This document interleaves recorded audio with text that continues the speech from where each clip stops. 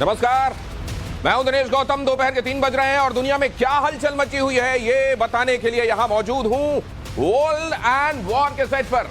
World and war दुनिया के सामने एक नई जंग का खतरा सबसे पहले आपके सामने रख रहा है। इजराइल और हमास के बीच छिड़ी जंग कहीं और भयंकर रूप न ले ले, कहीं ये वर्ल्ड वॉर में तब्दील ना हो जाए, क्योंकि अमेरिका हो या जर्मनी, चीन हो या ईरान, दुनिया के सारे देश खेमों में बढ़ते जा रहे हैं। लेकिन इस बीच अमेरिकी राष्ट्रपति जो बाइडेन का एक हैरान करने वाला बयान सामने आया है। वो इजराइल को ही वार्निंग देते दिखाई दे रहे हैं। वो अमेरिका जो अभी तक कह रहा था कि हम अनकंडीशनल सपोर्ट देते हैं, वो कंडीशन सामने क्यों रखने लगा है? इस जंग में छिड़ी आग नफरत में तब्दील होती जा रही है। नफरत में बच्चों की हत्या हो रही है। गाजा में 10 लाख लोग पलायन कर चुके हैं, यह भी कहा जा रहा है। पूरे अपडेट्स अगले आधे घंटे में आपको मिलने वाले हैं। सबसे पहले ये अहम खबर देखिए। ये अहम खबर आपको बताएगी किस तरीके से लेबनान के करीब बड़ा एक्शन होने वाला है। क्या हो रहा है जरा ये ब्रेकिंग। लेबनान के करीब 28 इलाकों को खाली करने के लिए कह दिया गया है। जो इजराइल के रक्षा मंत्री योव गैलेंट हैं, उन्होंने यह आदेश दिया है। योव गैलेंट ने कहा है कि 28 जगहों को खाली किया जाए, यहां से निकाले गए लोगों को गवर्नमेंट शेल्टर्स में रखा जाएगा। और माना यह जा रहा है कि इस दौरान हिजबुल्लाह पर बड़ा एक्शन हो सकता है, लेबनान पर बड़ा एक्शन हो सकता है। ये इस वक्त की महत्वपूर्ण ब्रेकिंग आपके सामने। रक्षा मंत्री योव गैलेंट के आदेश पर लेबनान बॉर्डर पर इजरायली सेना का यह एक्शन। 28 इलाके खाली कराए गए, यहां के लोगों को गवर्नमेंट शेल्टर्स में ले जाया गया है, यहां इन लोगों को रखा जाएगा। और इस बीच लेबनान के हिजबुल्लाह आतंकियों पर एक्शन हो सकता है, उन लोगों पर भी एक्शन हो सकता है जो बीच में आप जानते हैं सुरक्षा घेरा तोड़कर इजराइल की तरफ बढ़ने की कोशिश कर रहे थे। उन सारे लोगों पर जो इस समय हमास के समर्थक हैं और इजराइल के ऊपर अटैक कर सकते हैं या एक थ्रेट बने हुए हैं, जिनसे थ्रेट परसेप्शन है, उनके ऊपर आने वाले दिनों में अटैक हो सकता है। हालांकि यहाँ पर आप देख रहे हैं शायद इन लोगों को, ये लोग खास तौर से जो यहाँ आगे की तरफ बढ़ते हुए दिखाई दे रहे हैं, ये जाकर गवर्नमेंट शेल्टर्स में रहेंगे। लेकिन असल में अगर आप देखें तो ये इजराइल के लिए कई वॉर एक साथ लड़ने जैसा हाल बन रहा है। आप जानते हैं ईरान ने कह दिया है कि अगर यहां पर और ज्यादा गाजा पर कैप्चर करने के बारे में सोचेंगे तो ये एस्केलेशन इतना ज्यादा बढ़ सकता है कि आने वाले दिनों में ये रीजनल एस्केलेशन और फिर हो सकता है वर्ल्ड दो खेमों में बढ़ जाए। आप ये भी जानते हैं कि यहां ये कह दिया गया है हिजबुल्लाह की तरफ से कि हम तो हमास के साथ हैं और अपना सपोर्ट देते रहेंगे। तो क्या ये फोर फ्रंट वॉर बनने वाला है इजराइल के लिए? लेबनान से लगे इजरायली बॉर्डर का वीडियो हम आपके सामने रख रहे हैं। ये इजरायली बॉर्डर का वीडियो आप देख रहे हैं, जहां से हमने आपको बताया हिजबुल्लाह के आतंकियों से लगातार खतरा है। हमास के साथ हिजबुल्लाह भी खड़ा हुआ है और लेबनान के इन हिजबुल्लाह आतंकियों से निपटना भी एक बड़ी चुनौती है। इस वक्त हम दिखा रहे हैं आपको हिजबुल्लाह ने जो हमले का वीडियो जारी किया है, वो तस्वीरें हम आपके सामने रख रहे हैं। लेबनान से लगे इजरायली बॉर्डर की तस्वीरें आप देख रहे हैं। इसके पहले हमने आपको दिखाया किस तरीके से वहां से लोगों को सुरक्षित जगहों पर जाने के लिए कह दिया गया। 28 जगहों से लोगों को इवैक्यूएट किया गया है।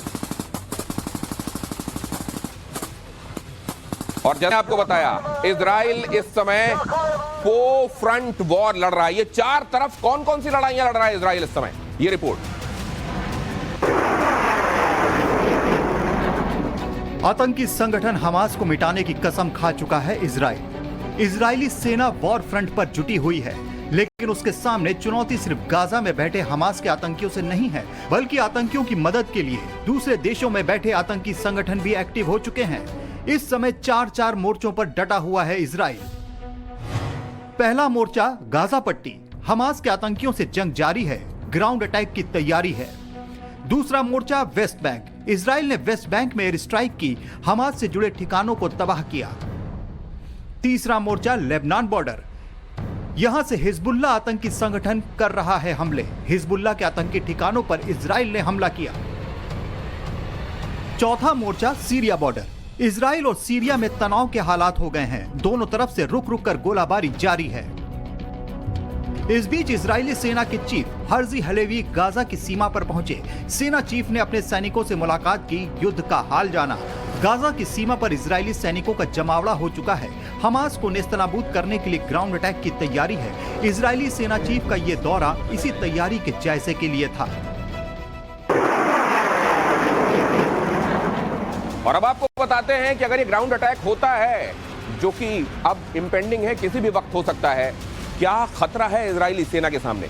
असल में ग्राउंड अटैक शुरू करना उतना मुश्किल नहीं है जितना इसको मुकम्मल करना। हम ऐसा क्यों कह रहे हैं वो आपको बताते हैं, लेकिन उससे पहले आपको ये बता दें कि यहां पर ये 10 बड़ी चुनौतियां इजराइल का इंतजार कर रही हैं। आप जानते हैं कि ये सब पहले ही अपनी कंसिडरेशन में हमास ने लिया होगा कि अगर हम इस तरीके का काम करते हैं तो इजराइल कहां से पलटवार कर सकता है। और जिस तरीके की तैयारी जो इस तरह की जंग में पहले अटैक करता है वो आगे के जो सब्सिक्वेंट एक्शंस हैं उनको भी खातिर में लाता है। गाजा में हजारों आतंकी मौजूद हैं, हमास का ये मजबूत गढ़ है। गुरिल्ला युद्ध में अब हमास भी माहिर है।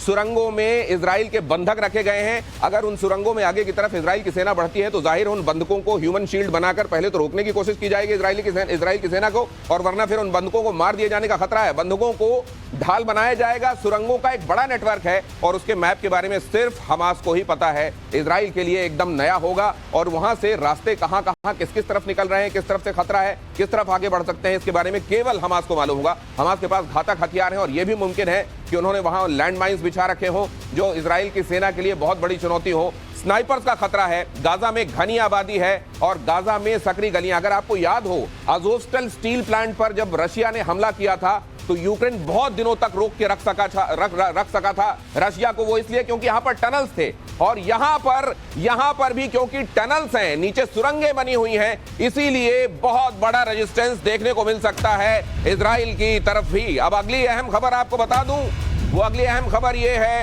याह्या सिनवार, इसको लादेन जैसा खतरनाक बता रहा है इजराइल। वो ये कह रहा है he is the face of evil, वो बुराई का सबसे बड़ा चेहरा है। याह्या सिनवार को अपना सबसे बड़ा दुश्मन बताया इजराइल ने। गाजा में बैठकर हमले की पूरी साजिश और उसको अमल में लाने तक हर एक चीज को प्लान किया और एग्जीक्यूट किया याह्या सिनवार ने। ये बात कही जा रही है। याह्या सिनवार, ये देखिए वो चेहरा। याह्या सिनवार वो लोग जो हमास को जो चला रहे हैं। याह्या सिनवार के बारे में इजराइल ने कहा है कि लादेन ने 9/11 में जिस तरीके की भूमिका निभाया और वो बुराई का चेहरा बनकर सामने आया, उसी तरीके से याह्या सिनवार इस बार 7 अक्टूबर को हुए हमले का सबसे घिनौना चेहरा है।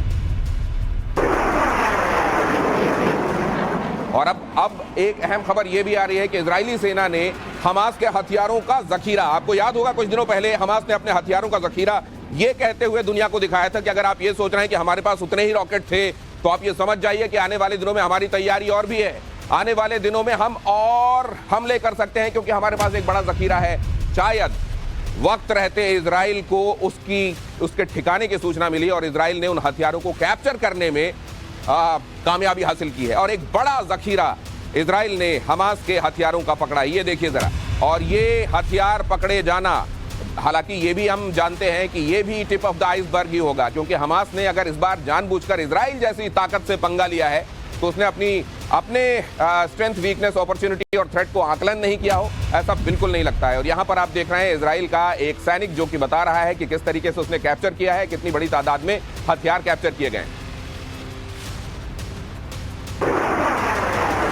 लेकिन इससे भी बड़ी बात यह कि आगे एक बहुत अहम खबर, बहुत अहम रिपोर्ट आपका इंतजार कर रही है। 10 लाख के फिगर का इस वॉर से क्या लेना देना है, अब जरा वो मैं आपको बताता हूं।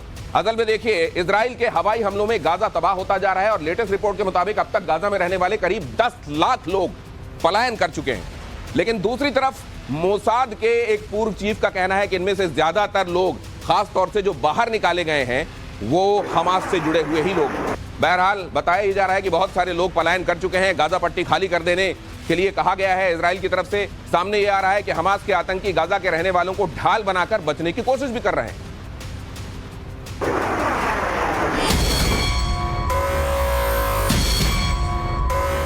ये गाजा पट्टी है, चारों ओर सिर्फ तबाही ही तबाही दिख रही है। 10 दिन के अंदर गाजा का हाल बद से बदतर हो चुका है। यहाँ चारों ओर खंडहर बन चुकी इमारतें दिख रही हैं। आग, धुएं और रेत का गुबार दिख रहा है। ये ड्रोन से ली गई तस्वीरें हैं। गाजा पट्टी का ये हाल हुआ है यहाँ अड्डा बनाकर बैठे आतंकी संगठन हमास की वजह से। हमास के आतंकियों ने इजराइल में कत्लेआम मचाया और अब इजराइल उन्हें चुन चुन कर मार रहा है। इजरायली गोलाबारी में गाजा दहल रहा है। यहाँ के रहने वालों की जान पर आ बनी है। अब तक गाजा में 2600 से ज्यादा लोगों की मौत हो चुकी है। 9600 से ज्यादा लोग घायल हैं। यूएन का कहना है कि गाजा में करीब 50,000 महिलाएं गर्भवती हैं।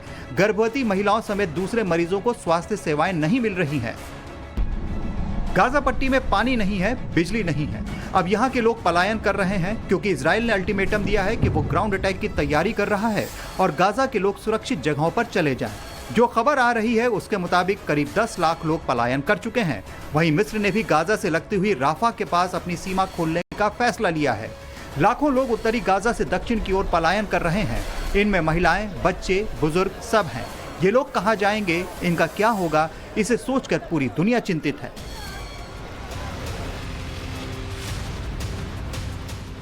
तो राफा से लोगों को एग्जिट दी जा रही है, लेकिन किन लोगों को एग्जिट दी जा रही है? केवल विदेशी लोगों को एग्जिट दी जा रही है। इसको लेकर मोसाद के एक पूर्व चीफ ने एक बड़ी वार्निंग दी है, उसकी तरफ मैं आपको ले जाऊंगा। लेकिन फिलहाल आपको यह दिखाने की कोशिश कर रहा हूं कि असल में राफा किस जगह पर है, गेट किस जगह पर है। और ये जो दो गेट्स हैं, आपको मालूम है, एक इजिप्ट के कंट्रोल में रहता है और दूसरा गेट जो है वो इजराइल के कंट्रोल में रहता है। ये इजिप्ट की तरफ का गेट है और इजिप्ट यहां से निकलने वाले जो लोग हैं उन पर खास निगाह रख रहा है, क्योंकि उसको अपने यहां पर भी गड़बड़ के डर है।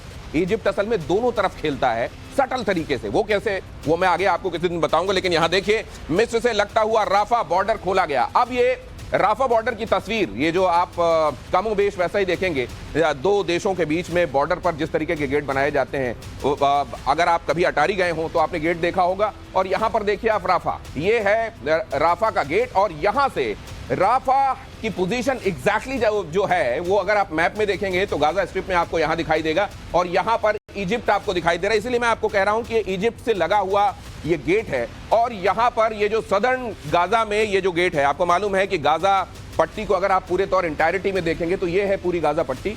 और यहां पर ये नॉर्दर्न इलाका है। नॉर्दर्न इलाके से लोगों को खाली करके दक्षिण की तरफ जाने के लिए कहा गया है और दक्षिण की तरफ से जो विदेशी हैं वो निकल सकें, इसके लिए ये राफा का बॉर्डर खोला गया है। और ये है दक्षिणी गाजा में, गाजा पट्टी में दक्षिण की तरफ राफा का गेट तो खोल दिया गया, विदेशियों को यहां से निकाल भी दिया गया। लेकिन फिर आगे क्या हुआ?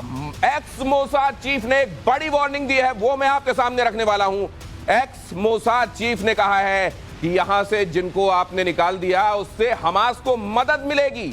यह भी कहा गया है कि आपने यहां के लिए जो पानी छोड़ा है, ये जो ह्यूमैनिटेरियन एड आप भेज रहे हैं, ये भी एक बहुत बड़ा खतरा हो सकता है। मोसाद के पूर्व चीफ येसी कोहेन का बयान, राफा का रास्ता खोलने को बताया बड़ी गलती। उन्होंने कहा राफा के रास्ते सामान जाने से रोका जाए, वरना हमास रास्ता खुलने का फायदा उठाएगा और इजराइल को यह जंग में भारी पड़ेगा। मोसाद के पूर्व चीफ ने आगाह किया। मोसाद जिसके फेलियर के बारे में यहां बात हो रही है, मौजूदा दौर में कहा गया कि आर्टिफिशियल इंटेलिजेंस में इतना ज्यादा निर्भर कर गया मोसाद कि उसने अपने ह्यूमन इंटेलिजेंस को कहीं बैक बर्नर पर रख दिया और यही उससे गलती हुई। यहां वो इंटेलिजेंस चीफ जिसने अपने समय पर ह्यूमन इंटेलिजेंस में जोर दिया था, वो ये कह रहा है कि यहां से लोगों को निकाला जाना, इस गेट को खोलना, यहां से ह्यूमैनिटेरियन एड को भेजना, ये एक बहुत बड़ी गलती हो सकती है। इजराइल का सबसे पक्का मित्र कौन है? इजराइल का सबसे पक्का मित्र है अमेरिका। और अमेरिका अगर पक्का मित्र है, और जैसा हमने देखा कि लॉयड ऑस्टिन हो, एंटनी ब्लिंकन हो, वहां का दौरा कर रहे हैं, जो बाइडेन लगातार अपने बयान दे रहे हैं, अनकंडीशनल सपोर्ट की बात की जा रही है, तो फिर अभी अभी जो बाइडेन ने एक ऐसा बयान क्यों दिया है जिसकी चर्चा पूरी दुनिया में हो रही है? ये रिपोर्ट देखिए।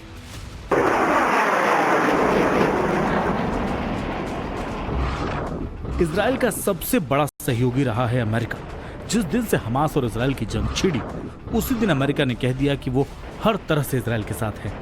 यहां तक कि उसने अपने दो युद्धपोत इजराइल के पास भूमध्य सागर में तैनात कर दिए। लेकिन अचानक अमेरिका के सुर बदलते नजर आ रहे हैं। अमेरिकी राष्ट्रपति जो बाइडेन के ताजा बयान के बाद ये लगने लगा कि अमेरिका का तो प्लान ही कुछ और है। सबसे पहले आपको बताते हैं कि बाइडेन ने क्या कहा। बाइडेन ने कहा है कि हमास को नष्ट किया जाना चाहिए, लेकिन इसी के साथ फिलिस्तीनी राज्य के लिए एक रास्ता भी होना चाहिए। बाइडेन ने चेतावनी दी कि गाजा पर इजराइल का कब्जा करना एक बड़ी गलती होगी। बाइडेन का यह बयान ऐसे समय पर आया है जब इजराइल गाजा पर ग्राउंड अटैक की तैयारी कर रहा है। इजरायली सेना ने गाजा की सीमा पर टैंक तैनात कर दिए हैं। तो सवाल ये कि क्या अमेरिका अब कुछ दूसरी प्लानिंग में लगा है? सवाल ये भी कि पहले इजराइल के पूरे समर्थन की बात कही, अब इजराइल को ही वार्निंग क्यों दे रहे हैं बाइडेन? और अब आपको एक अहम खबर यह भी बता दूं कि यूनाइटेड स्टेट्स को यह डर लगने लगा है कि कहीं इस जंग की आग में उसके नागरिक भी ना झुलसने लगे। एफबीआई की तरफ से वार्निंग आई है। वो वार्निंग क्या है, मैं आपके सामने रखने का काम करता हूं। असल में एफबीआई के डायरेक्टर ने, क्रिस्टोफर रे ने एक बड़ी वार्निंग दी है। उसने कहा है अमेरिका को सावधान रहना चाहिए, हमास की तरह लोन वुल्फ अटैक उसके नागरिकों पर हो सकता है। ये बहुत बड़ी खबर ब्रेकिंग आपके सामने। लोन वुल्फ अटैक की चेतावनी दी है डायरेक्टर क्रिस्टोफर रे ने। FBI के डायरेक्टर क्रिस्टोफर रे ने कहा है कि हमारे नागरिकों के ऊपर भी लोन वुल्फ अटैक हो सकते हैं, और शायद यही वजह है कि अमेरिका ये सोच रहा है कि उसे अपने हितों को ध्यान में रखते हुए ही इजराइल को सपोर्ट करना चाहिए। मौजूदा स्थिति में जो तमाम डायनेमिक्स आपको दिखाई दे रहे हैं, अगर आप उनको खातिर में लाएंगे, उनको कंसिडरेशन में लाएंगे, तो आपको ये दिखाई देगा कि शायद अमेरिका दो वजहों से, एक तो आप जानते हैं यूक्रेन को सपोर्ट देने और रशिया जैसी बड़ी ताकत से भिड़ने के चक्कर में उसने अपनी ताकत का एक बड़ा हिस्सा वहां लगा दिया और वो एक तरीके से खर्च भी हो चुका है। अब उसको अगर इजराइल को अनकंडीशनल सपोर्ट देना है तो कहीं ना कहीं उसको कुछ ऐसे अपने लिए एस्केप पॉइंट्स रखने पड़ेंगे जहां वो कह सके इजराइल से कि देखिए हम आपके साथ रहना चाहते थे, हम आपके साथ खड़े हुए थे, लेकिन ये हम नहीं चाहते थे और इसीलिए हम आपसे डिस्टेंस कर रहे हैं। क्या इसलिए ऐसा हो रहा है? अगली अहम खबर मैं आपको बताता हूं। इस सबके बीच एक बड़ी टेंशन की बात हो रही है, वो दुनिया के सामने। टेंशन ये है कि इजराइल और उसका दुश्मन ईरान आपस में भिड़ ना जाएं। अभी तक जो जुबानी जमा खर्च चल रहा है दोनों के बीच में, पहले तो आप ये जानते हैं कि हमास ने ये हमला किया और ईरान की शह के बगैर ये नहीं हो सकता। इजराइल के पास ये बहुत पुख्ता इनपुट है। शुरुआत में आपने ये भी देखा होगा कि 7 अक्टूबर को जब ये हमला बोला गया तो ईरान के भीतर वहां एक पैलेस्टीन स्क्वायर है, वहां पर लोगों ने शरबत बांटा, खुशियां मनाई और वहां आतिशबाजी हुई, और इससे भी इजराइल को यह लगा कि निश्चित रूप से ईरान का इसमें हाथ है। अब अगर ईरान और इजराइल आपस में भिड़ गए तो दुनिया दो खेमों में बटेगी और इसको फिर कोई रोक नहीं सकता।